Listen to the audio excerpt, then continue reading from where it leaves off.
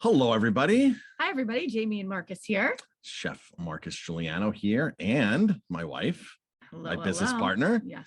We have a dog here too in the studio. So if a border collie all of a sudden is like popping its head up, if you're watching this, his name is Barolo, after the famous Italian wine. We call him Barolo Vino. And as he's moving closer to us now, because he hears you talking about him. So, all right. So I've not had a guest on episode number 32. 32 of In the Weeds. Real stories from restaurateurs. For a while there, I was interviewing a bunch of people. I was done solo. I brought Jamie on today, my wife and business partner, because she offers some extremely valuable insights. I think men and women have sometimes different thought processes on things and the way stuff happens. 100%. So it's always nice to have a different perspective, whether a man, woman, somebody out of the field, in the field, all that kind of stuff. So. Feminine versus masculine, how we internalize things. Absolutely. So, of course, first go to 50mistakes.com and matches that book, 50mistakes.com. There's a ton of information on there that you can learn to get tips and learn how to run a restaurant. All kinds of marketing stuff, employee management, team building, all this kind of stuff is there. All the stuff's in the book. If you want the book for free, you can go to 50mistakes.com, hit the click, get my book for free, and it'll take you to a little page where you meet your address and you pay a few bucks for shipping, and we'll ship that anywhere across the world. We've shipped books everywhere. Like, what are we at? Like 25 plus countries now. We've shipped books. I mean, Malaysia, we sent through Africa, Egypt, all through Europe, South America, Asia. It's amazing, all of you out there that are finding us and grabbing that book. So it's a great book, right? A lot of marketing, business mistakes that we've made. And we want to help you prevent making those mistakes in your businesses. So absolutely. All right, so let's jump into today's topic. Excellent. Don't whine about business. Yes. You had a great experience that I want you to share the other day, because restaurant owners just don't think about how this impacts their business, right? They just don't understand. Well, why don't you tell a story? Absolutely. So I was out at a restaurant a few weeks ago, and I was just sitting at the bar, and it was a snowy day, and it was not very busy. So the restaurant itself was not very busy. I happened to be sitting there, and so not a busy restaurant. Not a bit. Well, they were the week before, but the snow obviously had an impact on their business on that particular day. It was a snowy day here in New York. And so I was the only one sitting at the bar. So I ordered a glass of wine. I had ordered a burger, a veggie burger. I was sitting there and I was eating it. And I wanted a half a glass of wine. But you already had one glass. I already had one glass, but I didn't want a whole second glass. I had to drive. But I just wanted another sip of wine. And, it was a nice rosé that I was having. And so I said to the bartender, I told her no a couple of times. And I said, would it be possible for me to get a half a glass of wine? And she looked at me and she said, let me ask the owner. She's sitting there at the bar. So because it wasn't a busy restaurant, the owner and I were opposite ends of the bar. We are now able to communicate with each other. And she's looking at me, and I could see that the bartender asked her, would it be possible for me to give her a half a glass? And she said, of course you can have a half a glass of wine. She goes, but I just want to let you know that if I wasn't here, they probably wouldn't do it for you. And she said it in front of her staff? She said it right in front of her staff. And instead of taking the opportunity to teach her staff, she basically said, well, they're not going to do it if I'm not here because they have to get the okay from me. And she gave me the half a glass of wine, which was fine. I didn't feel that the first glass was even a full glass of wine, but I didn't say anything. It wasn't as much as I had the week before. And, it just felt like it just wasn't that much of a glass of wine. So anyway, so the restaurant owner and I, start talking. I said, oh, thank you so much. I said, I own a restaurant as well. And I said, I'd rather, so I made it into kind of a learning lesson for her and her staff. And I said, You know, for me, if somebody asks me for half a glass of wine, I'm going to say absolutely, because it's better. All of my staff, all of our team members will. All of our team members will, but right. Nobody's going to say no. No one's going to say no, because who cares if it's $5, $10, you know, $5 for the half glass or $10 for a full glass? You're still getting that person to buy something, another of something. No, but not only that, but you're giving them an experience, and you're not saying no. Not saying no. Not saying no. And I was shocked at her answer. In front of her team members. It should have been, of course, we can give you another half a glass of wine. We'd be happy to. Because honestly, if she said no to me, I'll tell you, I know exactly the way that I am. I never would go back to that restaurant again, because you have to give your guests, you have to give your clients, you know what they call the pickle, give them the pickle, but give them something so that they feel special. I wasn't asking for anything unusual. No, you know? And the other thing that always drives me, it wasn't even something out of the norm. It wasn't out of the norm. Nothing out of the norm. But people don't think about asking for a half a glass of wine. You know what? Another glass would be too much for me. And I really just wanted a little bit more. Yeah. But I didn't want a whole nother glass of wine. Not because I didn't want to spend the money, but because I was driving. You were driving. I was driving. We're driving. So, you know, it makes me kind of think, why not put a half a glass of wine on your menu? Right. Or at least have the button. At least have the button in the computer for the staff. So it's ready to go. Right. And here's the thing, like a lot of restaurant owners, a lot of managers say, oh, you know, half a glass. Why don't they just get a full glass? Or if people want like a half an order of vegetables instead of a full order of vegetables. Or can I get a half salad instead of a full salad?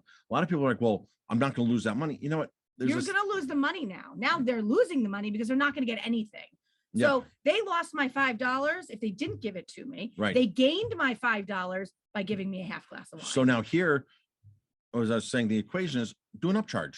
Right. Right. So if something's $10, like a salad, they want a half salad, do a half plus $1. Right. We've done that forever in the industry, and all the resorts I've worked at, the country clubs, the restaurants, it's half plus $1. Right. You know, and that solves the problem. Yes, we can do it. And it's giving the restaurant more of a margin to make on it. And on that, let's say your glass of wine was $10. It was, I think it was $10. You have no problem paying $6 for a half glass. And it's not that, again, it's not because I don't want to spend the $10. It's, I needed to drive. So I just didn't want to waste it. And if it's in front of me, I'm going to drink it. So now the fundamental lessons of this, she taught her staff that only she can make the decision. She's not empowering her staff. If you read 50 Mistakes, there's a chapter in there about empowering your staff, giving your staff the decision making. A lot of restaurant owners, managements, well, my staff isn't qualified to make decisions. Well, once you start giving them, empowering them with no ramifications, like you have to, like for us here at the restaurant, our team members have $50. They don't have to explain anything to us on $50, where they can go and comp anything on a table to make the guest happy. If a guest complains, if a guest is unsatisfied, if a guest is having a bad experience, you have $50 and we're not going to say a thing. Management will say not one word to you except for good job. Thank you for taking care of the guests. Or what happened? Just tell us what happened in your words so that we understand. But I'm not going to question you giving them $50 off. Right. So, I just want to know if they leave a review or if they call me the next day. So our staff has $50. If they spend over $50 to make a table happy, then we need to know. Management needs to know. Right. And that's only happened once. Very rarely. Once, because they put the ticket in the kitchen and an hour later, the chef hadn't seen the ticket. It was a very slow Sunday, and he was doing inventory and doing ordering, and he got caught up. And an hour later, the people were like, "Where's my burger?" And hadn't even started yet. And at that point, it was a $65 bill. We just bought them everything, right? At that point, who cares? So fundamental mistake number one, she's not empowering her team. Right. Teaching them to say no. That's a big. And especially in today's world, we all need the business. We need people in our seats and we need them to come back. Right. Right. And if she would have said no to me, I know I never would have gone back there again. It's just bad business. It's bad business. We were at a beer bar once, and the beers were very, very high alcohol, 8, 9, 10%. And we were there for an event, and we wanted one beer, I want like 1.5, or we wanted less than one. You don't want a pint of something that's 9%, 12%, because you'll get a little looped, right? So we asked for a smaller size, and the answer was no, because the POS system knows that there's supposed to be 40 pints in that keg, or 40 pints in that keg, or 120 in the keg, and it has to match the sales. And I'm thinking, that's like such a dangerous thing to do. And who even has time to even monitor that kind of stuff?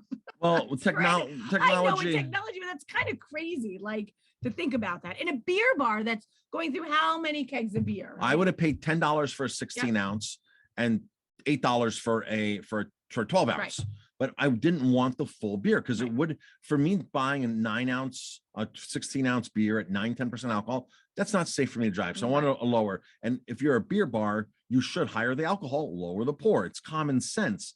And they were like, no, we never went back there for beer. No, because other places are happy to accommodate. And other places, no, higher the alcohol, lower the portion size. Be happy to accommodate. That's a key of what you just said. Like, just be happy to accommodate. She should not have had to ask her owner. She should not. She never have just absolutely said, yes, absolutely. Let me pour it for you. And the other thing that drives me crazy sometimes when we go to restaurants is if you ask for a sample or a taste. Not a sample, a taste of the wine. Can I get a taste of that Sauvignon Blanc? I want to make sure that I like it before I order a whole glass. Right. And some restaurants have a policy of no taste, no samples. You have got to budget your sales. I'm not asking for a sample of $100 cognac. No. I'm not asking for that, because although some guests do, and we have one. We have one that does it, and we don't do it for him, unfortunately, because he's taking advantage. He takes advantage. We do it every single time. I would never go in and ask for $100, 1 ounce, a sample. But how many times do we actually give tastes of like the Hill Rock? Of course. Which is what, $16, $18, $20 on our list? $18 a pour.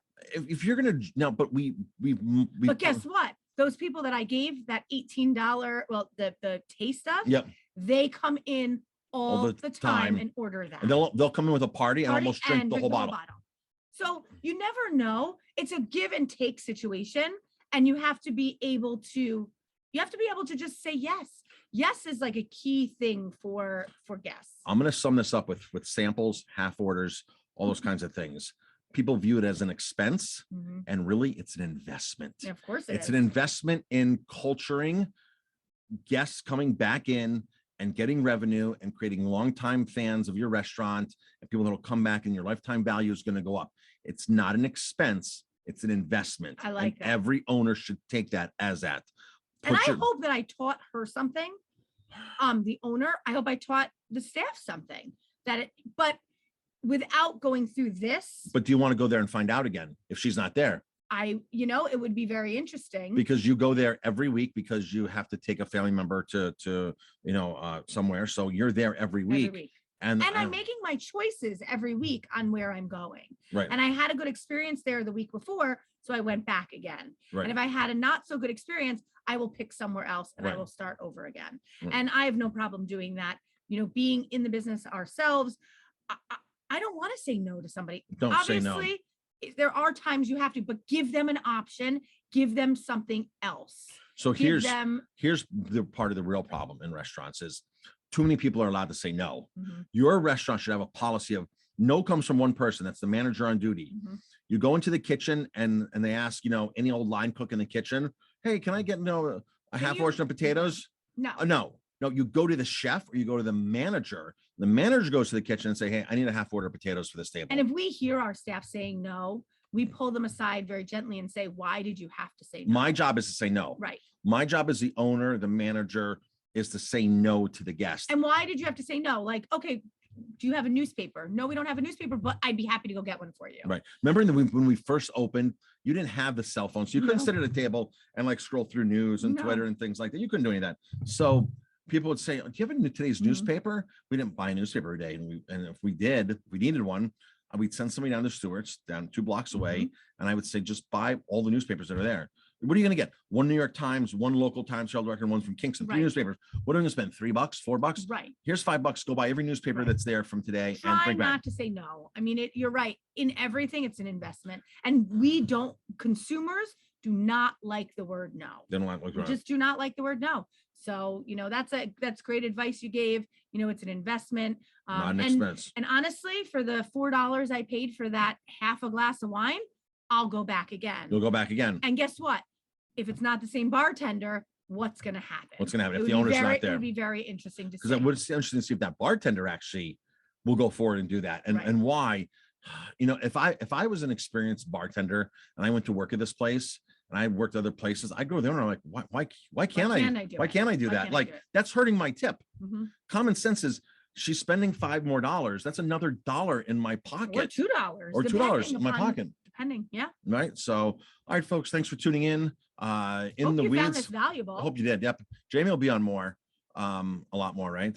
I hope so. You Just invite me back anytime. I'm just kidding. Jamie's on the desk right above, right next to me here, so across from me. So she's welcome back anytime she needs me. And our schedules just are often and going in every direction because we own a restaurant. We do Airbnb management. We have kids. We have a travel business, a winery travel business, and we coach other restaurant owners, so restaurateurs. So we love what we do. 50mistakes.com. Go get your free book if you haven't yet. I'm going to give a little plug. If you need any help with your restaurant, please contact us. We'd be happy to help you and talk to you. Absolutely. So, Just ask. Yep. Just ask for the business. Ask for it. Ask, right? If you need help, reach out to us. We're happy to help. We have a great coaching program, weekly calls, really great coaching program. I don't really promote it as much as I should. We also do Facebook ads. We also do print mailings for people. Like we can literally cover all your print mailings. We'll do all the mailing. We'll do all the post. We'll do everything. We can do full service marketing for you. Facebook ads, lead generation, chat bots. It's really, really great stuff that we're doing here. We love to help other restaurants. I think the next episode should be about lead generation. And if you want to be a guest on this show, definitely email Marcus@marcusguiliano.com. Email me there. And we'd love to have, we're going to start bringing more guests back on. Absolutely. All right. Thanks for tuning in, everybody, and have a great day.